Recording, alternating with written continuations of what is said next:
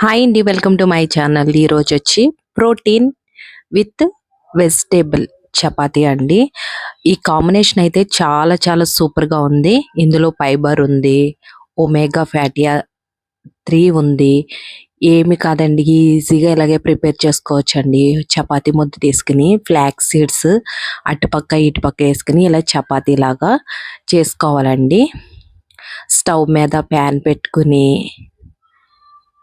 వేడైన తర్వాత ఈ చపాతీ కూడా వేసి అటుపక్క ఇటుపక్క గోల్డెన్ బ్రౌన్ కలర్లో ఇలా వీడియోలో చూపించిన విధంగా కాల్చుకోవాలండి. చూడండి, నేను కొంచెం బటర్ కూడా వేసానండి.